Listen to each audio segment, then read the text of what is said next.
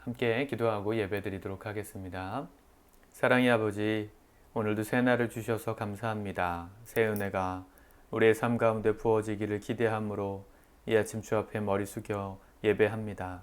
우리에게 말씀하여 주시고 이 하루도 힘있게 또 복되게 살아갈 수 있는 지혜를 허락하여 주옵소서. 예수님의 이름으로 기도합니다. 아멘. 찬송가 86장 내가 늘 의지하는 예수, 우리 같이 찬양하도록 하겠습니다.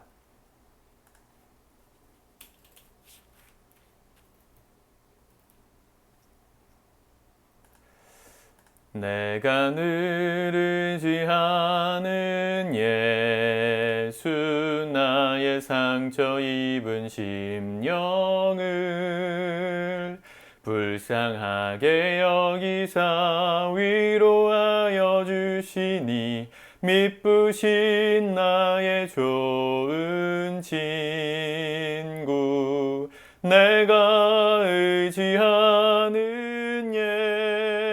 예수, 나의 사모하는 친구, 나의 기도 들으사 응답하여 주시니 미쁘신 나의 좋은 친구, 주의 손 의지하고 살 때 나를 해할 자가 없도다.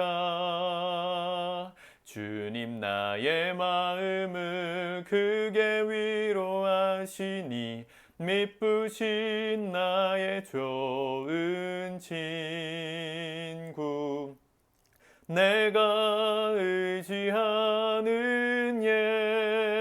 예수, 나의 사모하는 친구, 나의 기도 들으사 응답하여 주시니 미쁘신 나의 좋은 친구, 내가 요단강 건너가며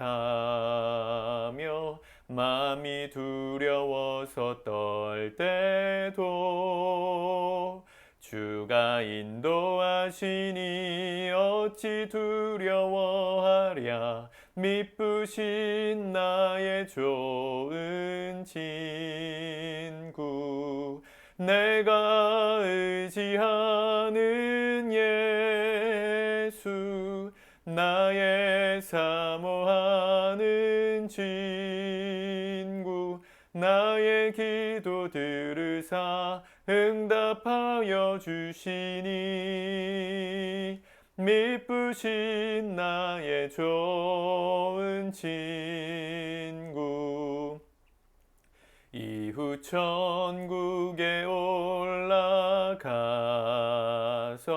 모든 성도들과 다 함께 우리들을 구하신 주를 찬양하리라.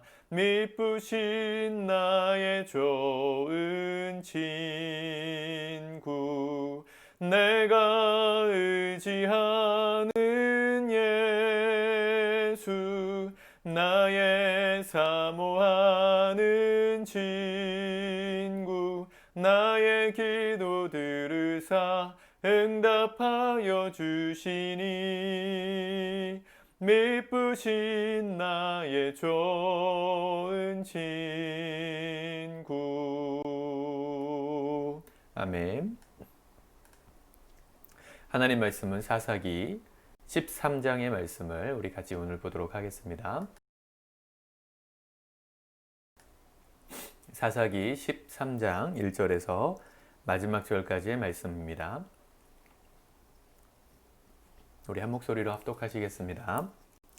이스라엘 자손이 다시 여호와의 목전에 악을 행하였으므로 여호와께서 그들을 40년 동안 블레셋 사람의 손에 넘겨주시니라. 소라 땅에 단 지파의 가족 중에 마노아라 이름하는 자가 있더라. 그의 아내가 임신하지 못하므로 출산하지 못하더니 여호와의 사자가 그 여인에게 나타나서 그에게 이르시되 보라, 내가 본래 임신하지 못하므로 출산하지 못하였으나 이제 임신하여 아들을 낳으리니 그러므로 너는 삼가 포도주와 독주를 마시지 말며 어떤 부정한 것도 먹지 말지니라. 보라 내가 임신하여 아들을 낳으리니 그의 머리 위에 삭도를 대지 말라. 이 아이는 태에서 나옴으로부터 하나님께 바쳐진 나실인이 됨이라. 나실인이 됨이라. 그가 블레셋 사람의 손에서 이스라엘을 구원하기 시작하리라 하시니 이에 그 여인이 가서 그의 남편에게 말하여 이르되 하나님의 사람이 내게 오셨는데 그의 모습이 하나님의 사자의 용모 같아서 심히 두려움으로 어디서부터 왔는지를 내가 묻지 못하였고 그도 자기 이름을 내게 이르지 아니하였으며 그가 내게 이르기를 보라 내가 임신하여 아들을 낳으리니 이제 포도주와 독주를 마시지 말며 어떤 부정한 것도 먹지 말라. 이 아이는 태에서부터 그가 죽는 날까지 하나님께 바쳐진 나실인이 됨이라 하더이다 하니라. 마누아가 여호와께 기도하여 이르되 주여 구하옵나니 주께서 보내셨던 하나님의 사람을 우리에게 다시 오게 하사 우리가 그 낳을 아이에게 어떻게 행할지를 우리에게 가르치게 하소서 하니 하나님이 마누아의 목소리를 들으시니라. 여인이 밭에 앉았을 때에 하나님의 천사가 다시 그에게 임하였으나 그의 남편 마누아는 함께 있지 아니한지라. 여인이 급히 달려가서 그의 남편에게 알리어 이르되 보소서 전일에 내게 오셨던 그 사람이 내게 나타났나이다 하매 마누아가 일어나 아내를 따라가서 그 사람에게 이르러 그에게 묻되 당신이 이 여인에게 말씀하신 그 사람이니까 하니 이르되 내가 그로다 하니라. 마누아가 이르되 이제 당신의 말씀대로 되기를 원하나이다. 이 아이를 어떻게 기르며 우리가 그에게 어떻게 행하리이까. 여호와의 사자가 마누아에게 이르되 내가 여인에게 말한 것을 그가 다 삼가서 포도나무의 소산을 먹지 말며 포도주와 독주를 마시지 말며 또 어떤 부정한 것도 먹지 말고 내가 그에게 명령한 것은 다 지킬 것이니라 하니라. 마누아가 여호와의 사자에게 말하되 구하옵나니 당신은 우리에게 머물러서 우리가 당신을 위하여 염소 새끼 하나를 준비하게 하소서 하니 여호와의 사자가 마누아에게 이르되 내가 비록 나를 머물게 하나 내가 내 음식을 먹지 아니하리라. 번제를 준비하려거든 마땅히 여호와께 드릴지니라 하니 이는 그가 여호와의 사자인 줄을 마누아가 알지 못함이었더라. 마누아가 또 여호와의 사자에게 이르되 말하되 당신의 이름이 무엇이니까 당신의 말씀이 이루어질 때에 우리가 당신을 존귀히 여기리이다 하니 여호와의 사자가 그에게 이르되 어찌하여 내 이름을 묻느냐 내 이름은 기묘자라 하니라. 이에 마누아가 염소 새끼와 소재물을 가져다가 바위 위에서 여호와께 드리매 이적이 일어난지라. 마누아와 그의 아내가 본즉 불꽃이 제단에서부터 하늘로 올라가는 동시에 여호와의 사자가 제단 불꽃에 휩싸여 올라간지라.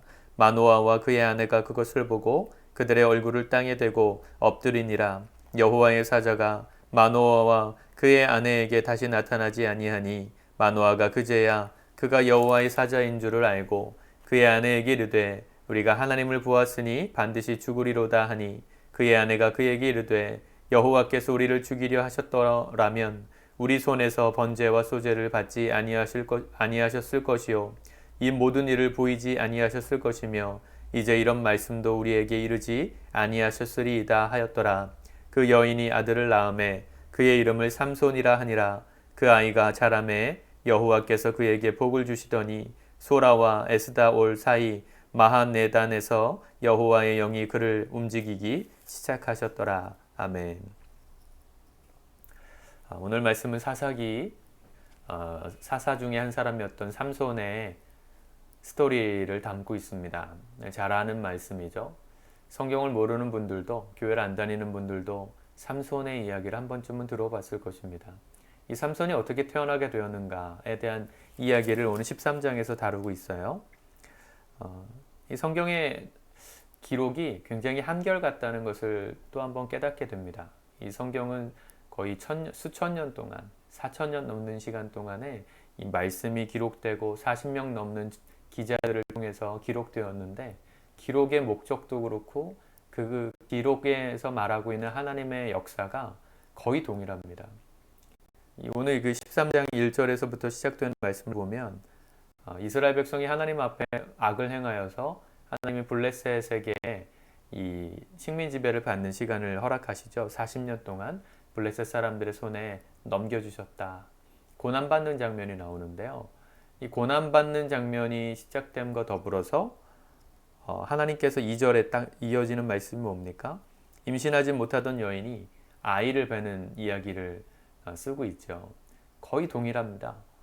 그렇죠. 모세가 태어날 때의 상황도 그랬죠. 이스라엘 백성들이 애굽의 노예로 430년 동안 노예 생활을 하던 그들을 구원하시기 위한 하나님의 일하심의 시작은 언제나 사람을 준비하시는 거였음을 봅니다. 그렇게 노예 생활을 하던 이스라엘 백성들의 울부짖음을 들으시고, 그게 출애굽기 1장까지의 말씀이고 2장 딱 넘어가면 이 경건한 가정에 아이가 들어서는 이야기를 합니다. 오늘도 마노아의 가정에 이 아이가 임신되는 천사의 수태고지를 받죠. 특별히 여호와의 사자가 이 여인에게 나타나서 아이를 출산하게 될 건데 앞으로 어떻게 해야 될지에 대해서 말씀하셨어요. 4절과 5절에 보면 그러므로 너는 삼가 포도주와 독주를 마시지 말며 어떤 부정한 것도 먹지 말지니라. 많은 분들이 이걸 삼손에게 하신 말씀이라 생각하시는데 그렇지 않습니다. 부모에게 먼저 하신 말씀입니다.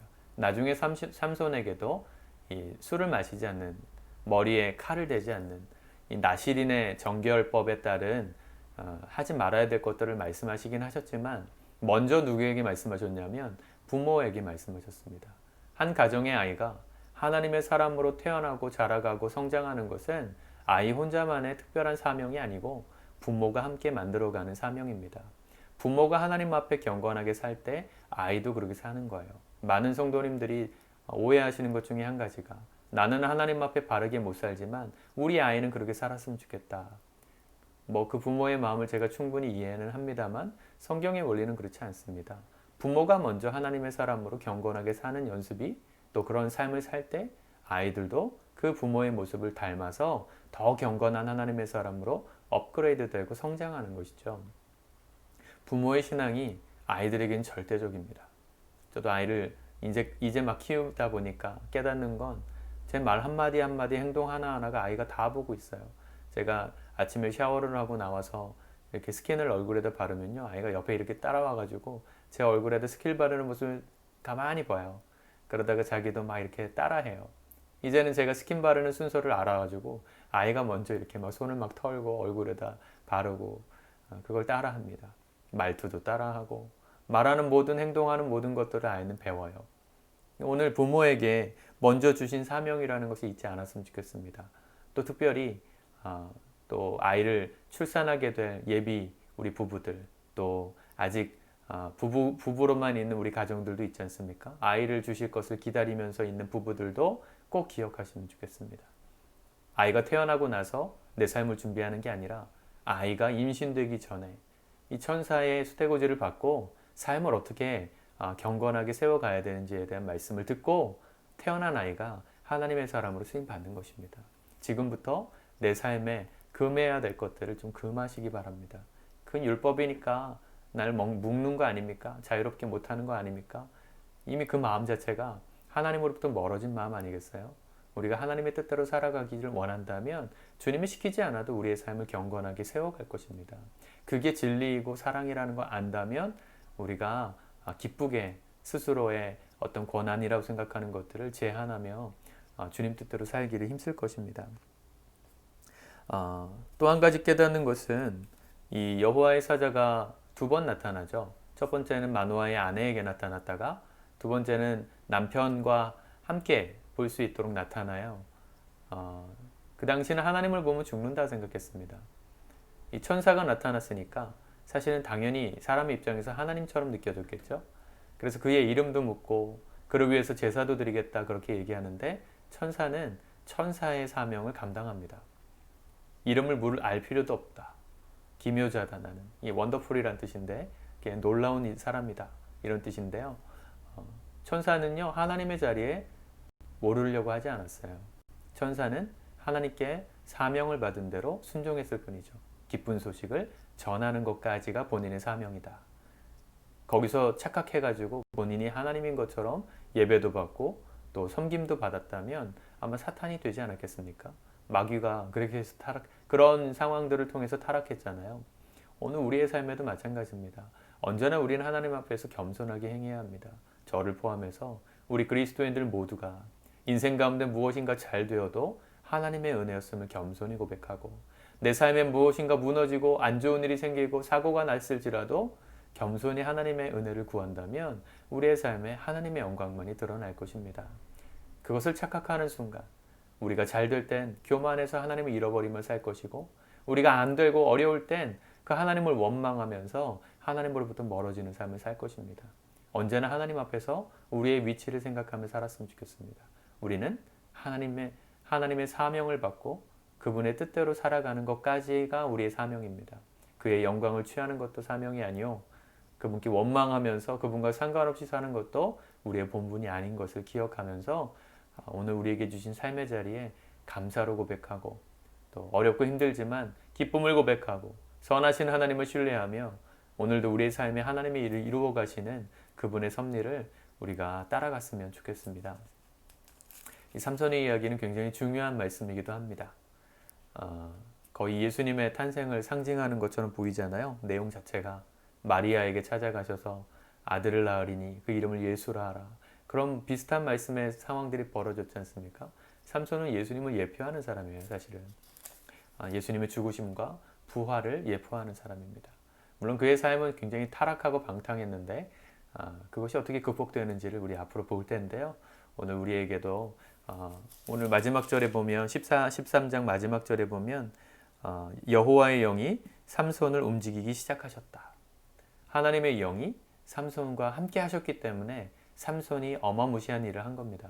삼손 자체가 대단해서가 아니라 하나님이 그를 쓰시겠다고 성령이 임하시니까 하나님의 일을 감당한 것이죠. 오늘 우리에게 그런 은혜가 있기를 기도했으면 좋겠습니다. 하나님, 나는 아무것도 아니지만 나의 의지는 정말 연약하고 나의 지식도 정말로 빈약한 게 맞지만 하나님이 오늘 나를 통해 하시고자 하시는 일이 있다면 성령으로 함께 해주셔서 그분께 붙잡혀서 붙들려서 그분이 인도하시는 대로 우리가 순종하며 이 하루를 살겠습니다. 오늘 이 아침에 그렇게 기도할 때 우리의 삶에도 성령이 임하시고 하나님의 영이 임하셔서 우리를 이끌어 가시고 붙들림 받는, 우리를 움직이시는 놀라운 축복이 일어나게 될 줄 믿습니다. 같이 기도하겠습니다.